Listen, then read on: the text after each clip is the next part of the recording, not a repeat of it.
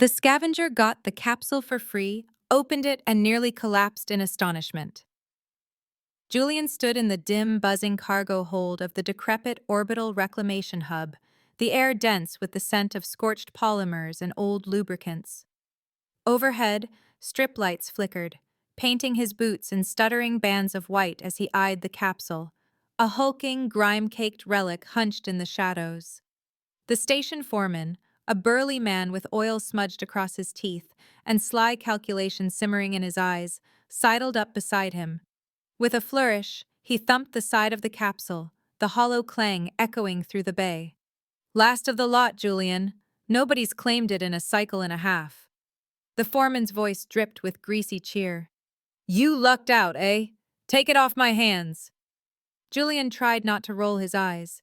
He could already feel the weight of his empty pockets, the sting of the last credits he'd handed over, all for a headache wrapped in a free label. He grunted, bent his knees, and started wrestling the capsule onto his battered loader. The hull left dark smears on his gloves, the thick layer of dust and grime refusing to yield. The foreman waved him off with a too-wide grin, already eyeing another transaction across the bay. Half an hour later, Julian maneuvered the capsule into the cargo bay of his patched-up ship, the Wayfarer. The air inside was stale, metallic, a constant reminder of recycled oxygen and the ship's failing filtration system. His supplies were low, engines barely holding together, and he'd just spent the last of his luck on a mystery that felt more like a curse. He dropped into a crouch beside the capsule, palm running over the pitted surface. It wasn't ordinary, too heavy, too cold. Frowning, Julian pulled his battered scanner from his belt and ran a slow sweep along the seams. The readings flickered across the cracked screen: advanced bioshields, faint organic signatures, layers of encrypted tech humming beneath. "What the hell were you carrying?" he muttered, tapping the scanner. The data didn't make sense. No ordinary cargo crate should hum with this much life or shield itself so fiercely from prying eyes. He hesitated, glancing around the empty bay, then drew his laser torch, thumbed it to life, and pressed the beam along the hatch's seam. The acrid scent of burning alloy curled through the air as the seal gave way with a reluctant hiss. The hatch shuddered, then retreated, releasing a chill, sterile breeze. Beneath it, something sweet and wild threaded the air, an aroma that made Julian's skin prickle, evoking memories he couldn't quite place. Inside, 6 pillars of misted stasis glass rose in a ring, crystalline and tall, each cocooning a female figure suspended in stillness. Frost laced the glass, catching the weak light and scattering it across the bay in pale rainbows. Julian stepped closer, breath fogging in the sudden cold. He wiped a trembling hand across the nearest pillar. The frost melted beneath his touch, revealing a woman, her skin luminous and blue as twilight, her hair cascading in white-silver ripples around angular, regal features. Her ears swept long and wing-like, framing vast eyes the color of dusk. The others, each in their own pillar, were no less strange or beautiful. Emerald skin and golden hair, skin veined with rose marble, obsidian dark with feline poise, each a vision both alien and hauntingly graceful. A panel on the inside of the capsule blinked to life, its display pulsing with golden script. Revival Protocol. Julian's heart hammered. He knew better. He should call for backup, sell the whole thing off to the highest bidder, walk away with whatever scraps he could salvage. But desperation was a cruel god, and hope made fools of men. He reached out and pressed the prompt. The stasis fields fizzed and dissolved, mist curling from the pillars and creeping across the deck. The 6 women stood, unmoving, clad in simple black attire, their forms ethereal and otherworldly in the shifting vapor. One by one, their eyes opened, glinting with awareness. The blue-skinned woman stepped forward, movement smooth as liquid shadow. She knelt before Julian, head bowed, hands folded, her voice soft but commanding. "We are awakened, awaiting your directive, Sovereign." The other 5 followed suit, kneeling in a circle of silent devotion.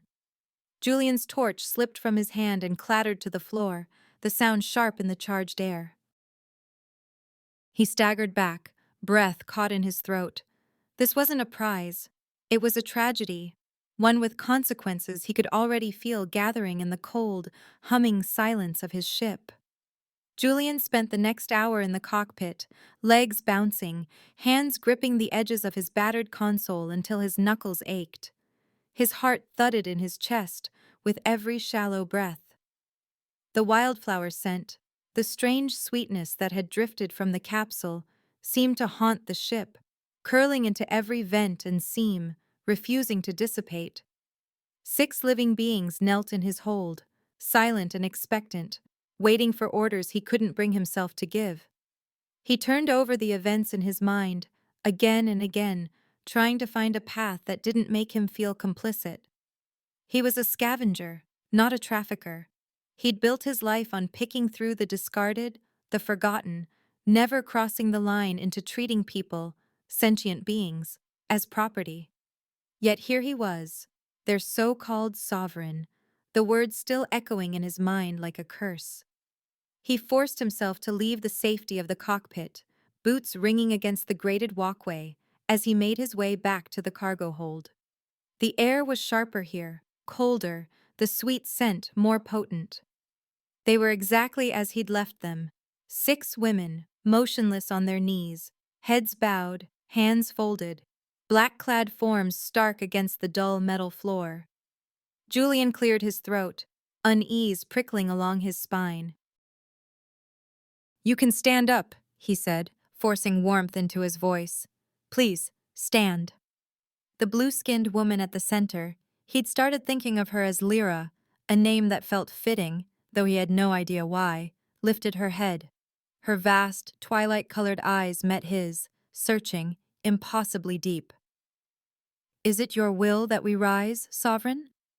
Her voice was soft, melodic, but the word sovereign stung, slicing clean through his composure. He shook his head, running a hand through his hair in frustration. "No, it's a request. And don't call me that. I'm Julian." "We do not comprehend request," Lyra said, her expression serene, unreadable. "We await command." Julian sighed, pinching the bridge of his nose. This was more than obedience. This was something programmed into the marrow of their existence. He tried again, voice heavy with reluctant authority. "Command. Stand up." Instantly, all 6 rose as one, posture flawless, eyes averted. They moved in perfect synchronization, not a muscle wasted, not a single breath out of step. Julian tried to soften the moment. "Do you need food? Water? Anything?" Lyra's gaze flickered to him. "We do not require sustenance unless permitted," she answered. "Our bodies are regulated until you instruct otherwise." He reached for a stack of thermal blankets, hands trembling with the need to do something, anything, to disrupt the rigid order that had settled over his ship. "Take these. You might be cold." She accepted the blanket with both hands, holding it with the same reverence one might give a sacred relic. "Our temperature is maintained at ambient, sovereign. We do not require comfort." His frustration boiled over. "Order. Take the blankets, all of you. Please." They obeyed, each woman holding the fabric awkwardly, draping it over their shoulders or clutching it in uncertain hands. Yet Lyra's fingers lingered on the edge, rubbing the soft weave between thumb and forefinger, a flicker of curiosity, a glimmer of something human. The days that followed unfolded in uneasy routine. Julian tried at every turn to give them choice instead of command. He left the crew quarters open, set out trays of real food, tinned beans, hydroponic greens, protein bars. He explained the ship's layout, pointed out the facilities, even gave a halting tour.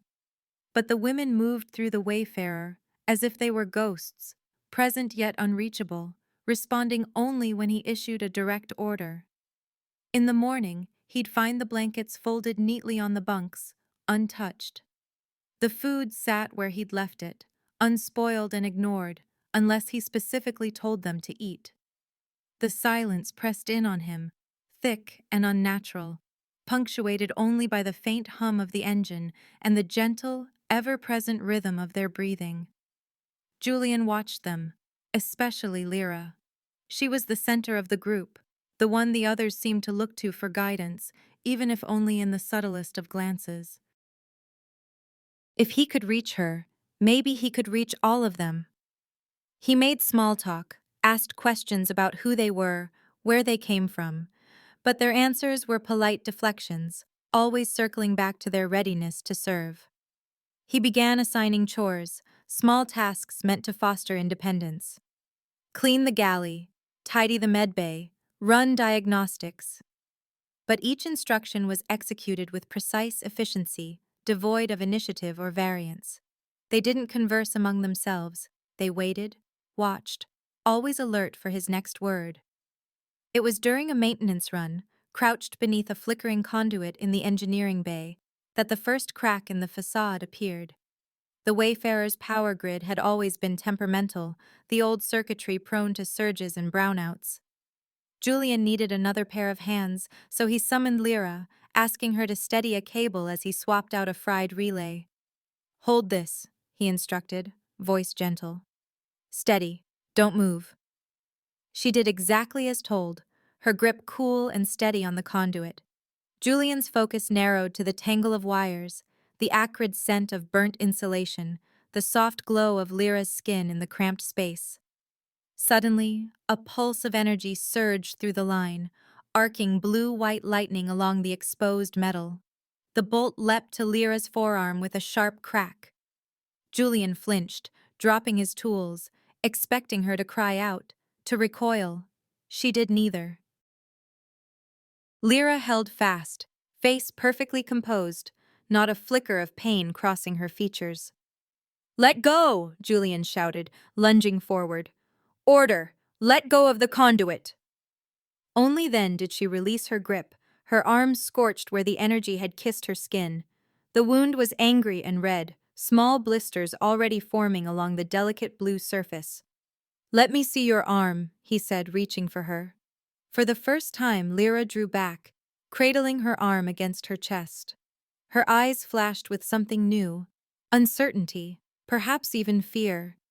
It was a reaction, a break in the endless cycle of obedience. "I won't hurt you," Julian said, his voice low, earnest. "I want to help." He knelt, hands open and empty, waiting. Slowly, Lyra extended her arm, the muscles in her jaw tense. Julian examined the injury, heart heavy with guilt, then tore open a med pack and began to treat the burn. His fingers brushed her cool, almost luminescent skin, working with as much care as he could muster. He wrapped the wound in a layer of salve and bandage, then looked up. Their eyes met, his, brown and weary, hers, deep as a twilight ocean. For a moment, neither spoke. The silence was charged, alive, filled with uncertainty and something more, a subtle spark, a wordless connection that shivered between them. In that fleeting instant, Julian sensed the possibility of hope, fragile as glass, but real. He offered her a smile, small and lopsided. Lyra's lips parted, as if to speak, but the words caught and faded. She looked away, but her hand lingered in his a heartbeat longer than necessary before she slipped back into the shadows of the ship. The accident changed the air between them. Lyra's gaze lingered on Julian now, no longer the fixed, vacant stare of programmed obedience, but something searching, alive with questions. In the days that followed, the women's stillness softened, replaced by a cautious awareness that shimmered in every glance and measured movement. They began to watch him, not as a sovereign, but as something else, something uncertain. The wildflower scent that haunted the Wayfarer's halls seemed sweeter, less alien. That night, Julian decided to push further, to close the gap between them. He scavenged through his dwindling stores, pulling out a vacuum-sealed pouch of real rice, a can of preserved vegetables, a few slices of cured protein, far more than he'd allow himself on any other night. He set water to boil, the small galley filling with warmth and a savory aroma that mingled with the ship's recycled air. He laid out a battered metal table in the common area, arranging mismatched bowls and utensils. The women assembled silently, responding to his call, their eyes following his every move. Julian sat at the head of the table, heart pounding as he issued the order. "Eat with me," he said. "Order, eat with me." They complied, mechanical but present. Each lifted spoon to lips, moving in practiced unison, except Lyra, who seemed to beat off, as if she were listening for music no one else could hear. Julian filled the silence with a story from his youth. "When I was about 12, I lived on a mining outpost at the edge of the Karen Belt. I found a stray vark, a little thing, big eyes, kept getting underfoot." He smiled, letting his gaze drift to Lyra. "Nobody wanted it. They said it was a nuisance, but I took it in, hid it in my bunk, fed it scraps for weeks. When the cargo master found out, he was furious, threatened to space it." Julian chuckled softly. "But the old cook, she was kinder than she looked. She let it stay. Taught me that sometimes kindness is just a matter of giving someone a place to belong." He saw Lyra pause mid-bite, her twilight eyes locked on him, the spoon frozen between bowl and mouth. For a fleeting instant, emotion flickered over her face. Wonder, maybe longing, the tremor of something half-remembered. The others watched her, a silent question trembling in the charged air. Then, without warning, Lyra doubled over, a strangled gasp escaping her lips. Her hands flew to her wing-like ears, fingers digging into the delicate skin. A strange resonance thrummed through the wayfarer's hull, a low, pulsing hum that set Julian's teeth on edge. Chaos erupted. The rose-skinned woman, features contorted with fury, lashed out at the walls, fists slamming into metal with bone-jarring force. The aquamarine one curled up tight, keening, the sound sharp and animal. The shadowy, feline woman vanished in a blur, slipping into the vents as if the air itself had swallowed her whole. The empath, her skin a pale opal, eyes brimming with unshed tears, collapsed to her knees, sobbing uncontrollably. Lyra crumpled to the floor, not from any visible injury, but from agony deeper and rawer than flesh. Her body trembled violently, limbs spasming as if racked by invisible currents. Julian dropped his spoon, heart hammering, and dove to her side. "Lyra!" He reached for her, but she only writhed, breath coming in shallow, panicked gasps. He forced himself into motion. First, the furious rose-skinned woman. He caught her wrists as she swung again, his voice firm but gentle. "Stop. You're safe. You don't have to fight." His grip was strong enough to hold her, but not to bruise. Her wild eyes found his, and slowly, her resistance ebbed. She slumped to the floor, chest heaving. He turned to the vent, speaking softly. "I'll leave water and a blanket here for you," he called, voice carrying to the hidden woman. "You can come out when you're ready." No reply came, but he set the items by the grate and moved on. He knelt by the aquamarine woman, still keening, her body curled into a trembling ball. Julian didn't touch her, only sat close, murmuring reassurances. "You're not alone. You're safe. I promise." Gradually, her cries softened, her breath evening out. Finally, he gathered Lyra into his arms. She felt weightless, every muscle locked tight with pain, her face wet with sweat and tears. "Breathe with me," Julian whispered, pressing his forehead to hers. "Match my rhythm. In, out, slow." He inhaled, exhaled, guiding her with the steady beat of his own breath. "Just like that. You're not alone, Lyra. I'm here." Slowly, her shudders eased, her body sinking against his, desperate for an anchor. Her hands clung to his shirt, as if she might be swept away without him. The empath, still weeping, crawled closer.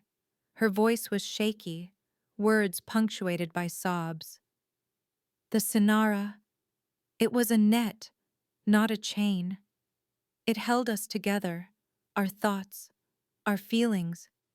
Now it's unraveling, and she bears the weight. She reached out, brushing trembling fingers over Lyra's brow. She's the anchor. She always was. Now it's all pouring into her, too much for one mind. Julian felt the weight of it then, not just Lyra's agony, but the fracture running through all of them. He realized with sudden, chilling clarity that he was the only lifeline they had now. Lyra's fingers tightened around his, her breath ragged but steadier, each inhale matching his. For the first time, the silence felt less like emptiness and more like fragile hope. He held her, feeling the trembling slow, the rhythm of her heart finding its way back to calm. Lyra relaxed against him, her body still tense but no longer shuddering. The burden was immense, but as he stroked her hair and whispered soothing words, Julian knew he would not let go. Not of her, not of any of them. He was their anchor now, their sovereign not by command, but by choice, and the connection between them sparked with a promise neither yet understood. The ship settled into a new, fragile rhythm. Gone was the eerie unity that had defined the women when they first woke. Now, they were 6 individuals, each orbiting the others with caution and curiosity. The fiery one, skin like rose marble, kept her distance, arms crossed, eyes sharp, ready to flare at the slightest provocation. The aquamarine one, wide-eyed and inquisitive, trailed Julian through the halls, peppering him with questions about every blinking light and battered panel. The shadowy feline woman appeared and vanished at whim, but left tokens in unexpected places. A perfectly balanced bolt on his workbench, a delicate sketch taped to a control panel, a scavenged fragment of crystal glinting in the galley.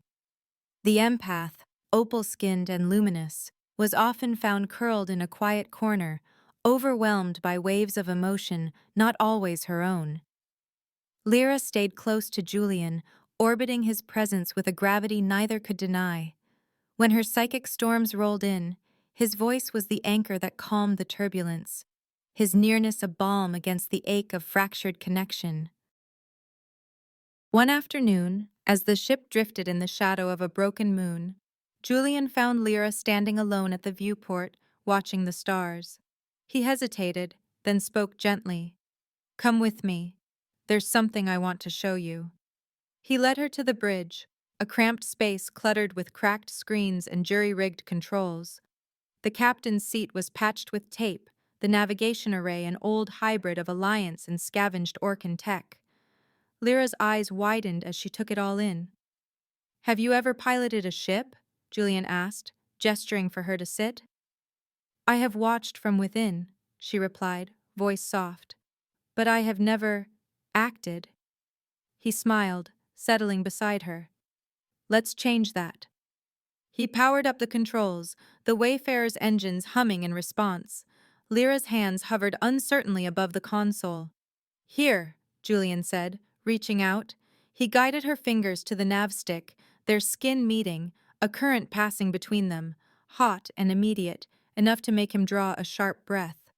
Lyra glanced at him, searching his face. "This sensation, when you are near," she murmured, "it is not a command. What is it?" Julian's throat tightened. "It's complicated," he admitted, pulse racing. "It's not something you have to obey. It's just feeling." She watched him, eyes deep as dusk. Her hand rose, tracing the line of his jaw, tentative but electric. "I feel drawn, not compelled, but wanting. What do I do with this?" He swallowed, words catching. You can choose. You can ask, or take, or wait. There's no right answer." She pressed her palm to his chest, feeling the frantic drum of his heart. "Your system is unsteady. May I adjust it?" Her innocence was both childlike and ancient, yearning wrapped in vulnerability. He covered her hand with his, breathless. "That's not something you can just fix," he said, voice unsteady but warm. Lyra's lips curved in a smile, fierce and gentle, ancient and new. "Then teach me how to ask," she whispered. The air between them thrummed, possibility rising like the tide. A sudden alert shattered the intimacy. A shrill klaxon echoing through the bridge, lights strobing red. Julian snapped to attention, spinning to the sensor display. An Orcan raider, sleek and bristling with weaponry, bloomed across the screen, its engines burning ultraviolet. The comm crackled, a guttural metallic voice slicing through the tension. "Return my assets, human, or I'll tear this station apart." Julian's blood ran cold. He recognized the signature. Karnak, infamous even among the Orcan for his ruthlessness. The Wayfarer's computer chimed. "Perimeter lockdown initiated. Docking clamps engaged. Escape routes unavailable." Lyra's expression transformed. The softness vanished, replaced by icy resolve. She turned to Julian, voice ringing with command. "Karnak will not reclaim us." The others gathered, summoned by the alarm. The fiery one's fists glowed faintly with latent energy. The aquamarine woman's eyes narrowed. The shadowy one melted from the vents, silent and poised. Even the empath straightened, wiping tears from her cheeks, resolve stealing her frame. Julian took them in, one by one, their fear, their courage, their uncertainty. He felt his own spine straighten. For the first time, he did not command as a sovereign, but as a captain, voice steady and strong. "To your stations," he said, meeting each gaze in turn. "All of you." They nodded, scattering to their posts with newfound purpose. No longer shadows, but a crew, united not by chains, but by choice. Red lights strobed through the hangar, painting the battered hull of the Wayfarer in violent pulses. The warning klaxons howled, echoing off the steel, mixing with the rhythmic pounding of booted feet. Orcan soldiers, armored and bristling with pulse rifles, stormed in formation, their faces hidden behind mirrored visors. Julian's hands flew over the console, sweat slick on his palms as he fought the stubborn docking clamps. The Wayfarer trembled, engines caged by the magnetic locks. There was no way he could disengage them alone. He opened ship-wide comms, voice taut with urgency. "I need your help. Will you fight with me?" The answers came swiftly, each voice distinct, colored by a new sense of purpose. The fiery one, eyes blazing and stance coiled for violence, spat, "I'll break them." The aquamarine woman's voice chimed in, cool and eager. "I can disrupt their systems, disable their weapons, blind their sensors." A soft chime echoed from the shadows, the shadowy one's way of saying yes, already gone, already moving. The empath's tone was fragile but fierce. "I'll shield your minds. No Orcan commands will breach us." From the logical one, voice sharp as crystal. "Survival odds, 18%. Resistance is optimal." Lyra nodded, her resolve shining. "For you. For us." Julian's pulse hammered. He glanced at Lyra, found her gaze steady, then gave the signal. "Now!" The ramp crashed down, air hissing, as the first wave of Orcan troops charged. The aquamarine woman darted forward, fingers flashing over the control panel. Outside, enemy rifles sparked and fizzled, power cells shorting as systems failed in a cascade. Confusion rippled through the invaders, just as the fiery one launched herself at the front line. She moved like a storm, fists wreathed in shimmering heat, scattering soldiers with blows that bent steel. The shadowy one flickered in and out of view, weaving through the chaos, cutting belts, sabotaging exosuits, sowing panic. The empath knelt in the corridor, eyes closed, her mind radiating calm that dulled the edge of Orcan aggression and steeled her sister's will. Julian sprinted for the main junction, dropping to his knees beside the last magnetic clamp. Sparks flew as he jammed a manual override into the ancient locking mechanism, cursing as the stubborn metal refused to yield. A sudden hush fell, sharp as a blade. Karnak strode into the hangar, taller than the others, armored in obsidian, his presence radiating menace. He stopped, flanked by his lieutenants, and spoke a guttural, ancient phrase. The words reverberated, charged with command, laced with the cruel technology that bound the women's bodies to his will. The effect was instantaneous. The fiery one's attack faltered. She crumpled mid-strike, writhing on the floor. The aquamarine woman folded in on herself, eyes wide and unfocused. The shadowy one collapsed with a strangled gasp, slipping from view. The empath screamed, clutching her head, psychic shields shattering. Only Lyra remained standing, trembling, her breath ragged, face contorted in agony. Karnak's voice rang out, cold and absolute. "Eliminate the thief. Recover your sisters." Lyra's body jerked, caught in the grip of programming and pain. She took a step toward Julian, hands curling into fists, every muscle locked in an invisible war. Julian stood his ground, hands raised but voice unwavering. "You're not a thing. You're Lyra. You choose." Her eyes met his, twilight and storm, fierce and desperate. The battle inside her played out in every twitch, every shuddering breath. Karnak advanced, repeating the command, voice rising to a brutal crescendo. Lyra screamed, raw, primal, a sound that shook the air. She staggered, then suddenly broke free, the invisible chains shattering. In a blur, she spun, striking Karnak with a single, devastating blow. The force hurled him across the hangar. He crashed into the bulkhead, armor buckling, and slid to the deck in a heap. The last clamp released with a triumphant clang. Julian leapt for the controls, slamming the ramp and hammering the ignition. The Wayfarer surged free, engines roaring, racing into the star-pierced void. Enemy fire streaked past, but the ship slipped through the blockade in a burst of silver light, leaving chaos in its wake. In the aftermath, the medbay was quiet but charged, the women scattered across cots and benches, recovering from the ordeal. The empath sat with the aquamarine one, soothing her as she wept out the last of the Orcan's hold. The fiery one flexed her hands, silent but calmer, a new spark in her eyes. The shadowy one perched near the door, watching, still and alert. Lyra stood beside Julian, her posture tall, voice steady. "The net is gone. They are free." Julian leaned against the bulkhead, exhaustion catching up with him, but relief shining in his eyes. "And you? Have you found your anchor?" She turned, stepping close, so close he could feel the chill and heat of her in equal measure.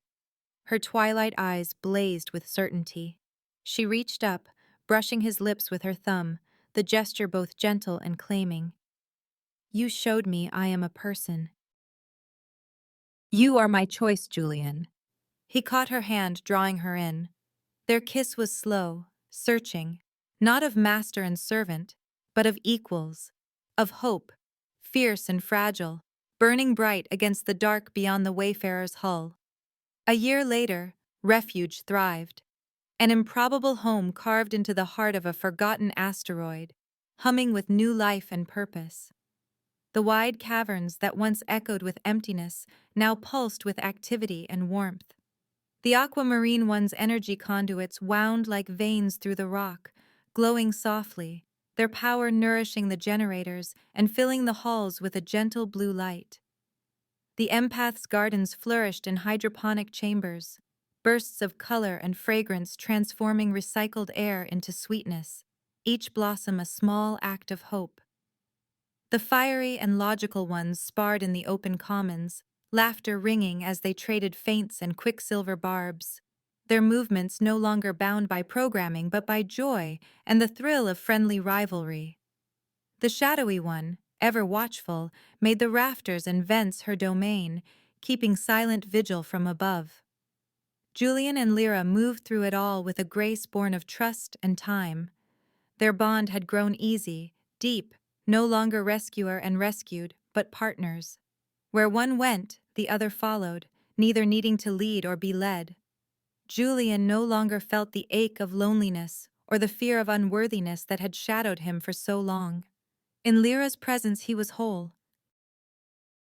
On one quiet morning, golden light filtered through the ship's old viewport, casting a soft glow over the small galley.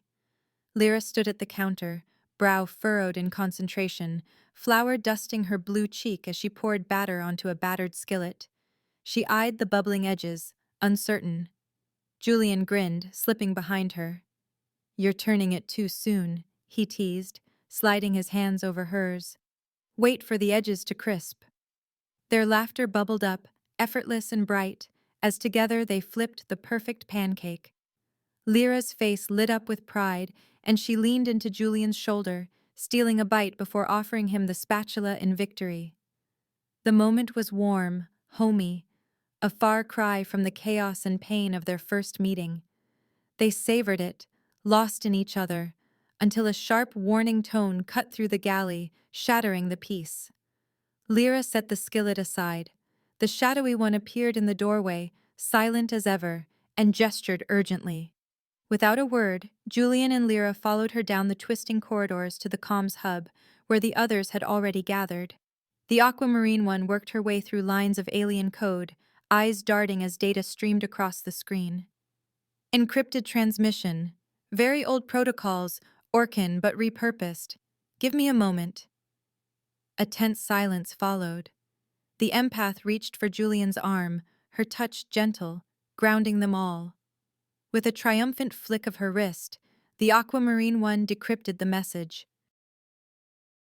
An auction manifest unfolded before their eyes. 6 stasis pods, identical to those the family had once escaped, each labeled and catalogued. At the bottom, Karnak's crimson mark bled into the digital parchment, a signature of threat and ownership. The screen flickered, revealing images. 6 women, lifeless in shimmering stasis, their features eerily familiar. Their bodies were different, their colors and markings unique, but the same tragic stillness haunted each face. Lyra's jaw tightened, resolve hardening in her eyes. The others exchanged glances, fear, anger, and determination swirling between them. Julian stepped forward, voice low. "It's a trap. Karnak's baiting us. He wants to draw us out." The fiery one shook her head, her eyes ablaze. "Doesn't matter. We can't turn away." The logical one spoke, calm and crisp. "Probability of survival decreases by 54% if we engage. Moral imperative, however, is clear." The empath's voice trembled, but her resolve did not. "We can't leave them behind, not after what we've lived." The shadowy one simply nodded, gaze fixed on the screen. Lyra drew herself up, regal and unyielding. "Our first act as free beings cannot be to abandon those still in chains." She turned to Julian, her leader in heart but not in command. "We go together." Julian met her gaze, love and worry warring in his eyes. He nodded. "We do it our way. We pull a rescue." Their plan unfolded with precision born of experience and trust.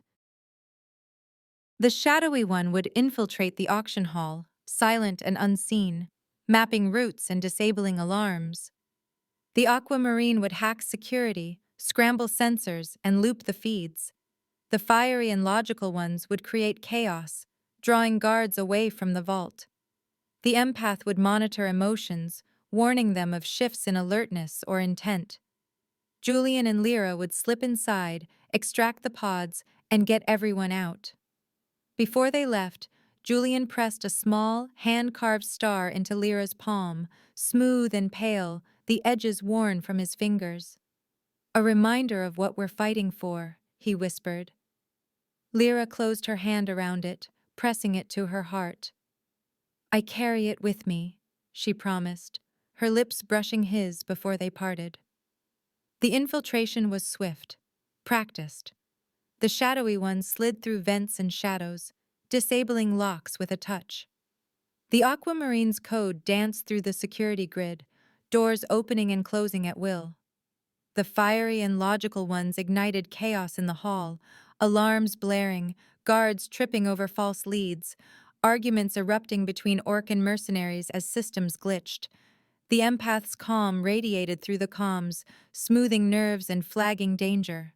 Julian and Lyra found the vault, 6 stasis pods lined up like cold coffins. Karnak's mark burned into the alloy. Julian's hands shook as he keyed the override, the memory of their own awakening fresh and raw. Lyra's eyes never left the pods, her resolve burning brighter with every passing second. They loaded the pods onto a grav sled and began the retreat, hearts pounding. As they reached the exit, Karnak emerged, taller, crueler, his eyes burning with hate. He barked the old command phrase, voice echoing with the power of their old chains. Lyra paused, feeling the weight of those words, the shadow of that old control. But she stood tall, a smile spreading across her lips, fierce and free. "That master is gone," she declared. "I ended him a year ago." Karnak lunged, but Lyra was faster. She led the charge, her sisters at her side, sweeping him aside with the strength of her will and the unity of her family. They burst through the chaos, the pods safe, the enemy behind them.